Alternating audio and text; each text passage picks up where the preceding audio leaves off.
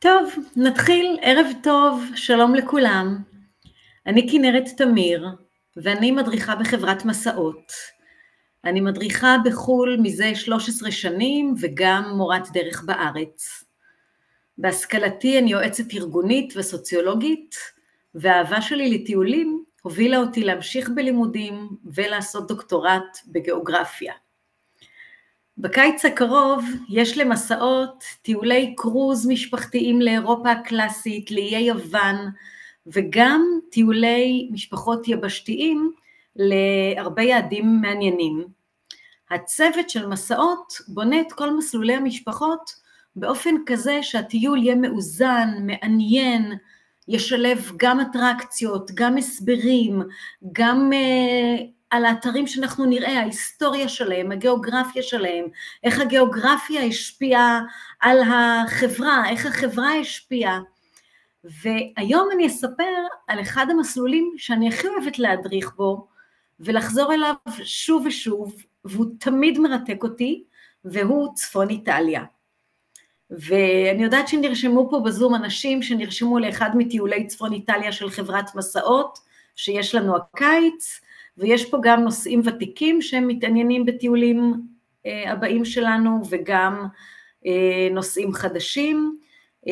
הטלפון שלי פה רשום, ואתם תוכלו להיות איתי בקשר ולשאול שאלות, אני תמיד אשמח לענות, וגם בסיום ההרצאה הזאת יהיה קצת זמן לשאלות. אז לפני שנתחיל, אני אמרתי את זה, והראשונים שהצטרפו כבר שמעו אותי פעם או פעמיים, אז יש לי פה צנצנת, במקרה הזה זה לא ספגטי, למרות שתכננתי להביא ספגטי, הספגטי הוא ארוך והוא מעוגל, וזה לינגוויני, אבל אם יש לכם בבית, תביאו 2-3 חתיכות של ספגטי, ואנחנו נעשה ניסוי מדעי בסיום. משהו נחמד ומשעשע. אז הנה אנחנו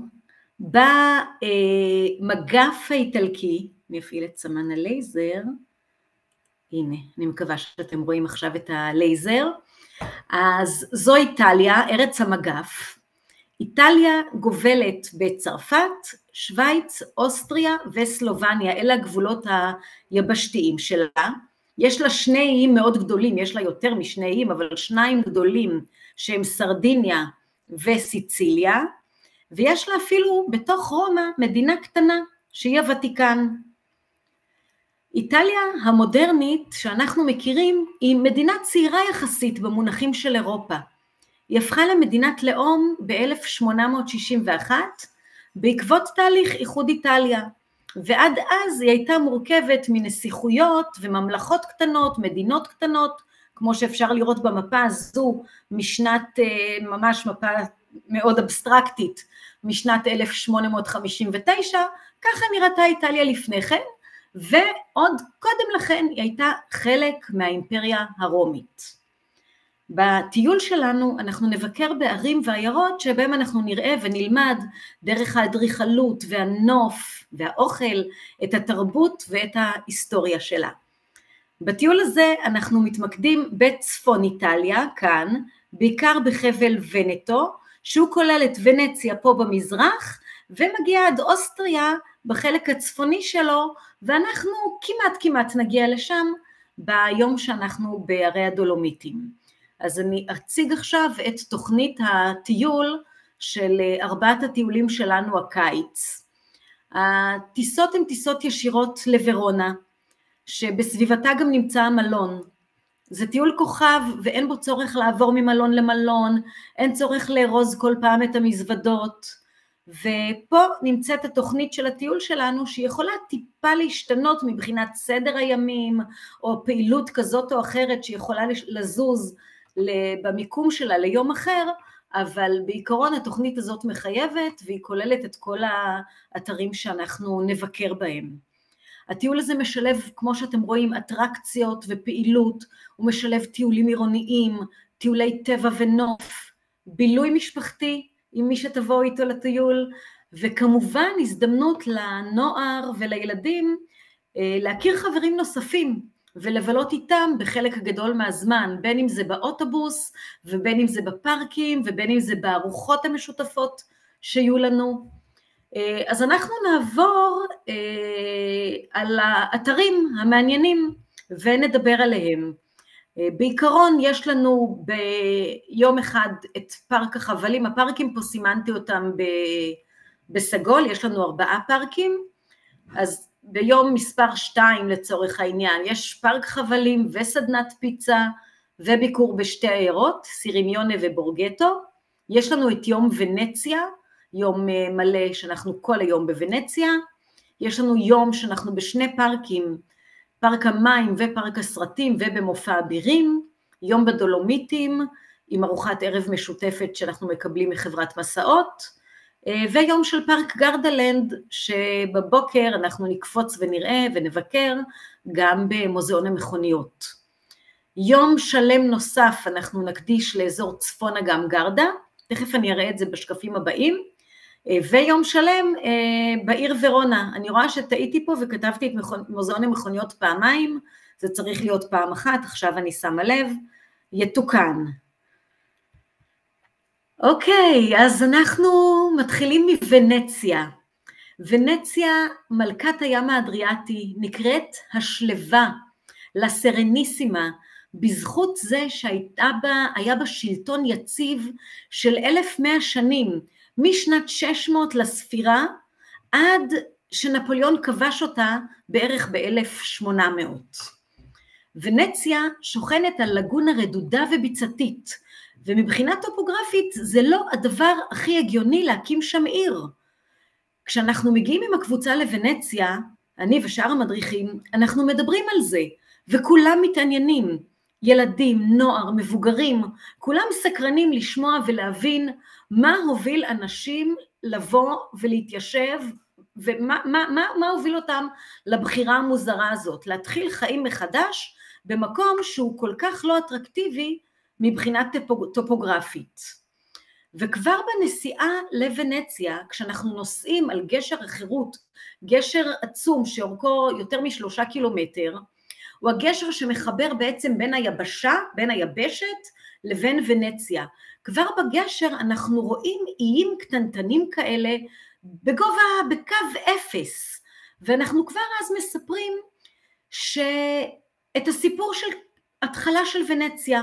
אנחנו גם מסבירים שאנחנו בעצם מגיעים דרך הגשר לאי שמשמש לחניית רכבים ואוטובוסים, האי הזה נקרא טרונקטו, והוא אי לא מעניין מעבר לזה שאנחנו שם משאירים את האוטובוס, וכל ההתנהלות שלנו בוונציה תהיה בסירות ובהליכה, כמו המקומיים. הילדים נדהמים לשמוע שגם לבתי הספר מגיעים בסירות, וגם לגני ילדים מגיעים לסירות, ואני אומרת להם, כמו שלכם למשפחה יש מכונית או 2, אז לוונציאנים אין מכונית, יש להם סירה. הם נדהמים מזה שגם האמבולנסים הם סירות, וגם השוטרים הם בסירות, אז בצחוק אני אומרת להם שגם הגנבים הם בסירות. אגב, זה מזכיר את הסרט, הג'וב האיטלקי. בכל אופן, מהכביש אנחנו מתחילים לראות מין איים כאלה בגובה פני הים, ואנחנו מסבירים להם שככה ונציה נראתה בעבר, וזה מעורר את הסקרנות שלהם, למה להתיישב דווקא במקום כזה. אז הכל התחיל בנדידת העמים, לפני 1600 שנים. באותה תקופה שלטה באזור האימפריה הרומית, ושבטים הונים מאסיה התחילו לפלוש לתוך אירופה. התהליך הזה מאוד החליש את האימפריה הרומית, ולבסוף גם השבטים ההונים ושבטים ונדלים השתלטו על רומא. ההונים היו מאוד קשוחים, הם כל הזמן היו על הסוסים, הם ישנו על הסוסים, והם השתמשו בסגנון לחימה שלא היה מוכר לאירופאים, לא היה מוכר לחיילי האימפריה הרומית, ולכן הם הביסו אותם. והם רכבו על סוסים קטנים וזריזים, והיו מאוד מאוד קשוחים ומאוד מאוד אכזריים. בהתחלה אפילו הרומאים שילמו לאטילה, המלך ההוני, הם שילמו לו המון כסף כדי שלא ייכנס לרומא. אבל התושבים מכל רחבי האימפריה היו צריכים לברוח ואיכשהו להגיע למקום שבו הם יוכלו להגן על עצמם, איפשהו שההונים לא יכולים לנצח אותם, לא יכולים להילחם. וככה הם הגיעו לאזור המוזר הזה, של הלגונה של ונציה, שנראתה ככה, כמו בתמונה הזאת, ממש מים רדודים כאלה של לגונה, ויש בהם מין איונים קטנים שמתכסים בגאות ומבצבצים בשפל, מקום מאוד מוזר ולא טבעי להקים בו יישוב חדש. אבל זה היה כורח הנסיבות. ונציה באמת כל כך מהממת, והעין לא יכולה לסבוע מהמראות שלה, מהתעלות, מהארמונות, מהמבנים, מהגונדולות, שזה הסירות המיוחדות אלה שנמצאות פה בתמונה. אבל אחד הדברים שבאמת באמת מרשימים בוונציה, זה מה שהעין לא רואה. זו ונציה שפה, ונציה שמתחת למים, והאופן שבו היא בנויה. בגלל הלגונה הזו, והאדמה שהיא רכה ובוצית, ואי אפשר לחפור בה כדי לבנות יסודות בשיטות הרגילות. הוונציאנים החדשים, כל הפליטים שהגיעו מכל המקומות, והם היו ערב רב של אנשים מהמון המון מקומות, גם היה מאוד רב תרבותי, הם הביאו איתם במורדות הנהר ובדרך הים גזעי עצים מקרואטיה וסלובניה השכנות.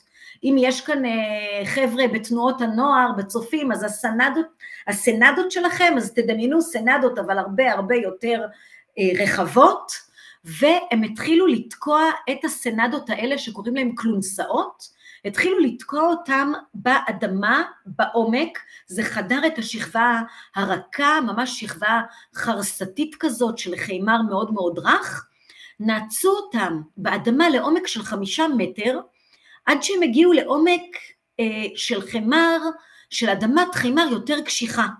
דחסו את העצים בצפיפות גם קרוב מאוד אחד לשני, אפשר לראות את זה פה בתמונה, העצים האלה ממש בצפיפות מאוד מאוד רצינית, ומעליהם הניחו משטחי עץ, ומעליהם הניחו משטחי אבן גיר, וזה היה היסודות למבנים. כשבהתחלה הם בנו בתים מעץ, אבל לאחר הרבה מאוד שריפות הם גם התחילו לבנות בנייה מלבנים. בגלל המשקל העצום של הבניינים ובגלל האדמה הרכה, אז הגובה של המבנים בוונציה מוגבל ל3 קומות.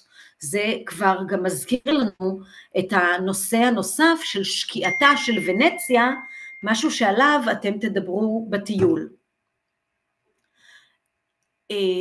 עוד מה רציתי פה להגיד, אנחנו רואים פה המון תמונות, תצלומים של אריה עם כנפיים, אם זה בפסל, אם זה בתבליט. האריה הזה הוא הסמל של ונציה, ואנחנו נראה אותו גם במקומות אחרים בטיול, שבהם האימפריה של ונציה שלטה. אנחנו נראה פסל של האריה הזה בוורונה, נראה אותו בסירימיונה, נראה אותו במקומות נוספים. הפסל הזה מסמל את הקדוש מרקוס, שלכבודו נבנתה הכנסייה הזאת, קתדרלת סן מרקו היפהפייה, ולמה בעצם, או איך למעשה הוא הגיע לשם? הקדוש הזה היה אחד השליחים של ישוע, ישו כמו שאנחנו קוראים לו, והשליחים של ישו הגיעו לכל העולם הידוע להם אז, אירופה, והפיצו את הבשורה. והקדוש מרקוס הגיע למצרים, לאלכסנדריה, ושם הוא מת. ויום אחד סוחרים ונציאנים הגיעו לאלכסנדריה, וגילו שיש שם את השרידים של הקדוש מרקוס, שהוא קדוש מאוד מאוד חשוב, והם פשוט גנבו את השרידים שלו, והביאו אותו איתם, ולכבודם בנו את הקתדרלה הגדולה והמפוארת הזאת. למה לגנוב שרידים קדושים אתם שואלים? אז התשובה בגוף השאלה, בגלל קדושתם. באמונה הנוצרית יש חשיבות רבה מאוד לשרידים של קדושים, זה נקרא רליקטים, וככל שכנסייה תשיג יותר רליקטים, יותר שרידים קדושים, או שרידים קדושים של קדוש שהוא יותר חשוב, ככה הכנסייה הזאת נחשבת יותר, וסביב הנושא הזה מתפתחת תיירות של צליינות, של עלייה לרגל. אז אנחנו נדבר על זה בביקורים שלנו בוונציה, ויש פה את המילה זכוכית, אז כחלק מהביקור בוונציה נבקר באי מיוחד שכל כולו מוקדש לתעשיית הזכוכית המיוחדת, זכוכית מורנו, זה האי שבו נבקר, נשוט אל האי הזה כמובן, אליו אי אפשר להגיע ברגל, אנחנו נשוט אליו וחזרה, ונראה איך נשמע על תעשיית הזכוכית, איך היא התפתחה, וגם נקבל הדגמה של יצור זכוכית בשיטות של פעם. נגיע תכף לוורונה.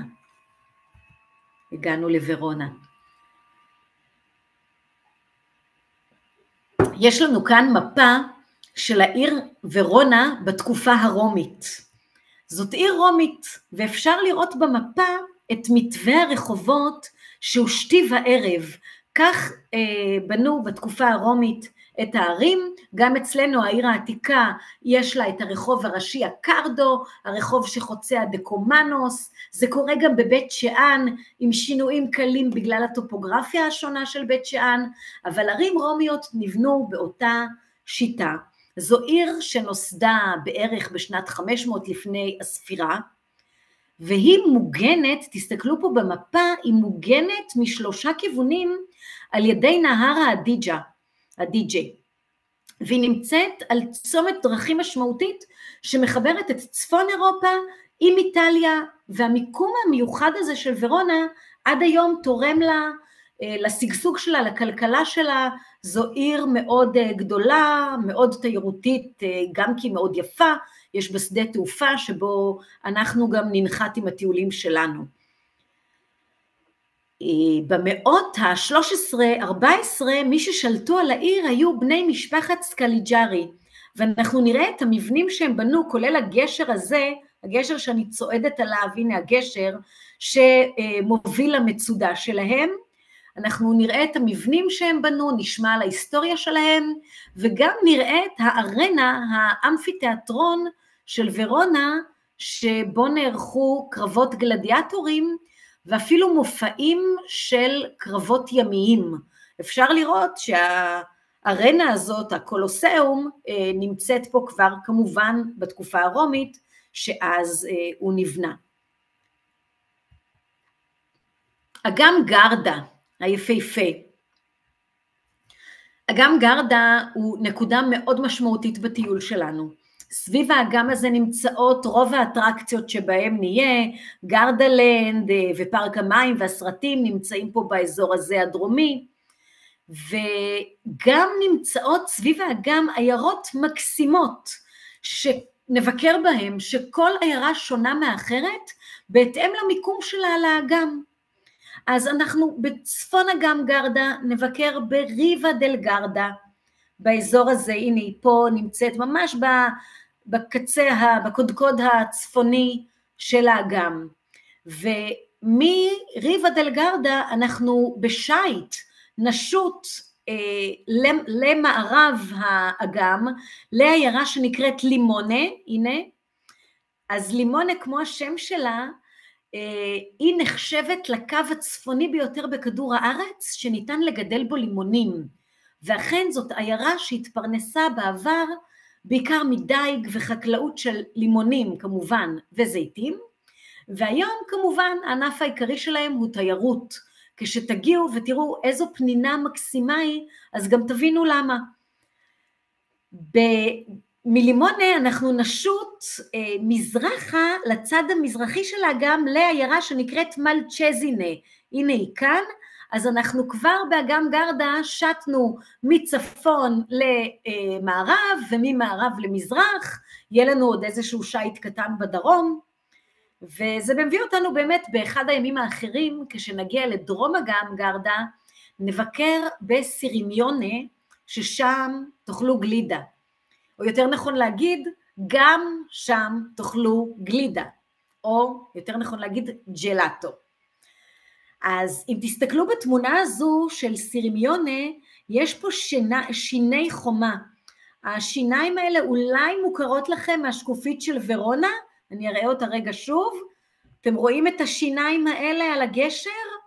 זה נקרא שיניות של חומה, והשיניות האלה אופייניות למשפחת סקליג'רי. זה היה הסגנון האדריכלי שהם אהבו, זה מזכיר קצת זנב של סנונית, השיניות האלה, וזה סגנון ייחודי להם. בכל מקום שאתם תראו את השיניות האלה המיוחדות, שמזכירות זנב של סנונית, אתם תוכלו להגיד ככה, זה בוודאי משפחת סקליג'רי, היא זו שבנתה פה, או לפחות שלטה פה איזו תקופה מהזמן. עיירה נוספת שהיא קצת דרומית לאגם גרדה, היא לא במפה, היא בורגטו, שגם נפוליאון ביקר בה וכבש אותה. בבורגטו אנחנו נטייל, עיירה קטנטנה וציורית, נטייל בה בגשר עתיק, בסמטאות, אנחנו נראה תחנת קמח עתיקה שעשתה שימוש באנרגיית המים שבנהר, ועוד אפשר לראות במפה המצוירת הזו מצפון את רכס הרי הדולומיטים, שהם חלק מהרי האלפים. הרי הדולומיטים שגם בהם אנחנו נבקר יום שלם, ואנחנו נראה את החתיך הזה, נדבר עליו, על עצי איש הקרח. הרי הדולומיטים נוצרו לפני 200 מיליון שנה, מתוך ים קדמון שכיסה את האזור. ורק שאלה, לא נורא. אז אני רוצה לשאול, איזה אגם יותר גדול לדעתכם, אגם גרדה או הכנרת שלנו? תמיד אגב שואלים אותי, האם ההורים שלי קראו לי כנרת, ומה היה קורה אם הייתי נולדת באיטליה, האם היו קוראים לי גרדה? לא יודעת, אני יכולה לשאול אותם. אז אוקיי, יש לנו פה את התשובה בשקופית הזאת. אנחנו יכולים לראות שהאורך המרבי של אגם כנרת הוא 21 קילומטר, והרוחב בערך 12, לעומת אגם גרדה, שהוא האגם הגדול ביותר באיטליה, הוא 51 קילומטר אורך ו-16 קילומטר רוחב. אגם באמת גדול, גם העומק שלנו 43 מטר, העומק שלהם כ-340, אין כל כך, מבחינת הגודל אין מה להשוות, אבל אין כמו הכנרת שלנו. אז כמו שאמרתי, אגם גרדה הוא האגם הגדול ביותר באיטליה, הוא נוצר בתהליך מורכב שהתרחש במשך מאות אלפי שנים, הוא תוצאה של שילוב בין תהליכים גיאולוגיים וקרחוניים. לפני מיליוני שנים, הלוחות הטקטוניים התחילו להתנגש וליצור לחצים אדירים. הלחצים האלה גרמו לשבירה ושקיעה של הקרקע באזור האגם, מה שיצר עמק מוערך ועמוק. ובמהלך עידן הקרח האחרון, קרחונים התנתקו מאזור האלפים והדולומיטים וגלשו במורד. הגלישה שלהם הייתה לא משהו כזה עדין, זאת גלישה אדירה שממש גילפה את פני השטח וחרצה בו, ואז פשוט קרחון התיישב בעמק הזה. עם הזמן, כשהקרחון הפשיר, הוא מילא את העמק במים, וככה נוצר אגם גרדה. ועד היום זה אגם שניזון ממי הפשרת שלגים, נחלים וגשמים. רציתי לספר, אני אחזור רגע לשקופית הזו, אנחנו בטיול שלנו נשמע את הסיפור של אוצי איש הקרח, סיפור מרתק של מומיה, בת 5,000 שנה, שהתגלתה רק לפני 30-35 שנים. סיפור מאוד מעניין שבזכות המומיה הזאת הצליחו להבין איך אנשים חיו באזור הכל כך קשוח הזה. אז על זה תשמעו בטיול. והגענו לשקופית שמרכזת את כל האטרקציות. אז כמו שהן מרוכזות בשקופית אחת, זה לא יהיה ככה בטיול, ראיתם את תוכנית הטיול. האטרקציות שזורות בטיול שלנו, בין אם ביום מלא כמו היום של הפארקים, וגם אנחנו משתדלים שזה לא יהיה יום אחרי יום, אלא אם כן יש איזה אירוע או איזה משהו שמונע מאיתנו לפצל, לרוב אנחנו לא עושים פארק אחרי פארק, יום אחרי יום, והאטרקציות האלה משולבות בימים האחרים, למשל ביום שאנחנו נוסעים לצפון אגם גרדה, אז נבקר בפארק החבלים, פארק חבלים בגובה, אתם קשורים לריתמות, מקבלים הדרכה, יש מסלולים עם דרגות קושי שונות, משהו כיפי, הילדים בו נהנים, לפעמים הטיול הזה קורה ביום השני של הטיול, האטרקציה הזאת, והילדים מתגבשים בתוך שעה, זה פשוט משהו שמדהים מדהים לראות, ואם זה קורה מאוחר יותר, אז הם מתגבשים באיזו אטרקציה או בבילוי אחר.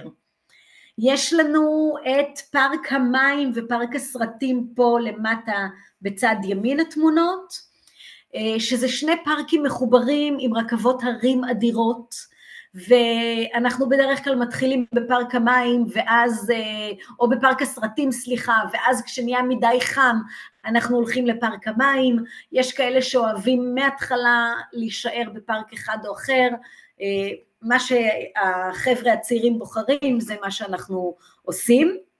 יש לנו את פארק גרדלנד, שהוא לונה פארק בענק, ויש לנו ערב אבירים. ערב אבירים זה הופעה עם ארוחה, חוויה כיפית, רועשת, טעימה, מצחיקה, משעשעת, מופע של אבירים על סוסים, ואנחנו מעודדים את האביר שלנו לפי הצבע שאנחנו מקבלים, משהו מאוד מאוד נחמד. ויש לנו סדנת פיצה, שאתם תופו, תכינו בעצמכם את הפיצה הכי טעימה שאכלתם בחיים, אתם תבחרו איזה דברים לשים מלמעלה, זה אחת הארוחות המוצלחות בטיול הזה, חוויה עם בני המשפחה שמצטרפים אליכם, אטרקציות מאוד מאוד נחמדות. עוד מעט יהיה גם זמן לשאלות. הגענו כמעט לסיום ההרצאה, וכמעט התאפקתי, וחוץ מזה שאמרתי פעם אחת ג'לאטו, אז לא אמרתי שום דבר על אוכל איטלקי. אז רגע, לכבוד המאורע, אני צריכה לראות בהתאם.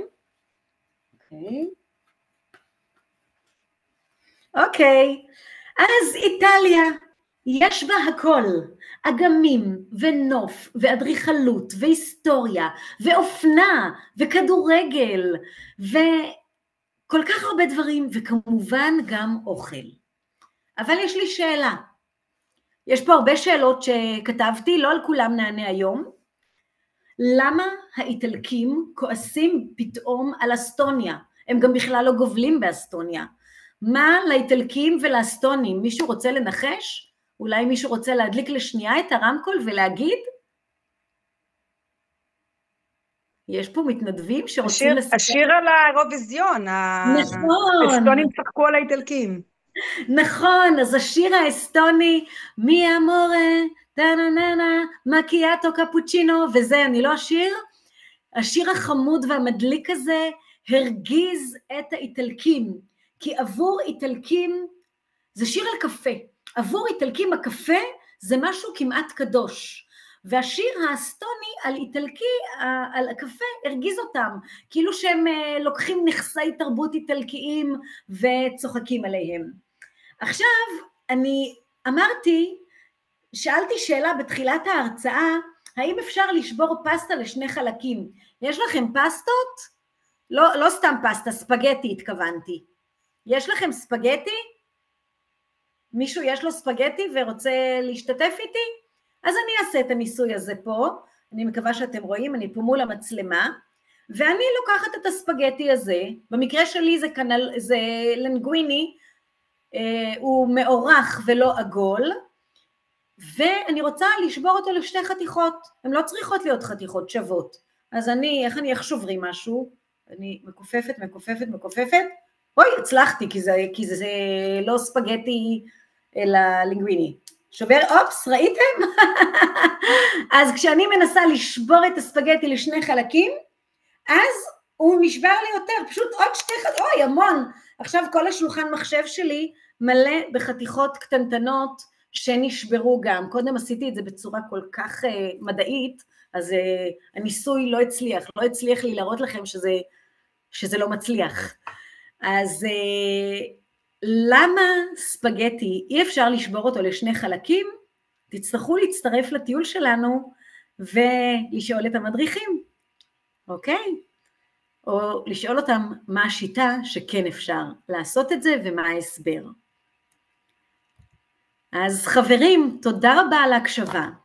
אני מאחלת לנו טיול מוצלח מכל צוות מסעות, וכמובן שלפני כל טיול, יש 4 טיולים של מסעות לצפון איטליה, לפני כל טיול המדריך נפגש בזום עם הקבוצה, ומדברים בדיוק על סדר הימים כפי שכבר יודעים שהוא יהיה, מדברים על מה צריך להביא, מה לארוז, איפה נפגשים, מתי הטיסה, כל הדברים לגבי הטיולים הספציפיים, כל מדריך בנפרד עושה מפגש קבוצתי כזה בזום.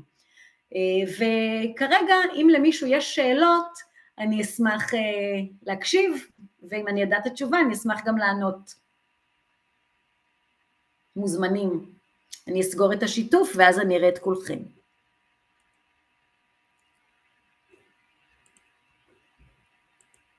יופי. היי, אני רואה פה מישהי עם כלב חמוד. כן, היי, עדי, את גם ידעת את התשובה. טוב, אז יש שאלות לגבי הטיול? אפשר עכשיו לפתוח מיקרופונים. כמה שעות נסיעה יש ביום בממוצע? אוי, שאלה מצוינת. בזכות זה שוורונה ממש ממוקמת באמצע המסלול שלנו, הטיול הוא טיול כוכב, אז יש ימים שהנסיעה היא מאוד קצרה. ביום שניסע אל ורונה הנסיעה היא פחות מחצי שעה, 20 דקות. אנחנו לא ישנים בעיר עצמה, כי העיר מאוד פקוקה, ולהיכנס ולצאת אליה, אם אנחנו רוצים לצאת בבוקר, נגיד מוורונה לוונציה, זה יהיה מאוד מאוד קשה. לכן אנחנו ישנים במעגל החיצוני של ורונה, ואז אנחנו מגיעים לוונציה בתוך 1.5 שעה. אז זה לדוגמה, בימים של הפארקים הנסיעה היא כשעה, ויש לנו יומיים עם נסיעות קצת יותר ארוכות, זה היום שאנחנו מבקרים בו בצפון אגם גרדה, אבל אנחנו עושים את זה עם עצירות, אנחנו עוצרים בפארק החבלים באמצע הדרך, ואחרי הפעילות בפארק החבלים אנחנו ממשיכים, וכל הטיול בנוי על עצירות, יש לנו הגעה לנקודה הצפונית ביותר, ואז אנחנו שתים בחזרה, אז השייט כבר חוסך לנו חלק מהנסיעה חזרה, אבל זה בהחלט יום עם קצת יותר נסיעות, והיום העמוס ביותר מבחינת הנסיעות הוא היום של הדולומיטים, שגם אותו אנחנו מפצלים, אבל בעיקרון זה יום שאנחנו בו כ10 עד 12 שעות יצאנו מהמלון עד שאנחנו חוזרים, סביב 10 שעות, ואנחנו הרבה מהזמן באוטובוס עם עצירות, אנחנו תמיד, אם מישהו צריך ללכת לשירותים, או צריך כמובן להתרענן, לשתות, אנחנו עוצרים, לא תהיה נסיעה של יותר מ1.5 שעה בלי עצירה. אז תמיד אנחנו נפצל ונעשה עצירות להתרעננות. תודה על השאלה. יש שאלות נוספות? טוב, אני אתן לכם זמן לחשוב. מישהו ניסה בינתיים לשבור עוד ספגטי? טוב, אז תודה רבה לכולם, ואנחנו נשמח לראות אתכם בטיולים שלנו. אני השארתי קודם את הטלפון שלי בשקופית, אני אנסה לעשות שיתוף מחדש, ואז נסגור את הזום. תודה וערב טוב.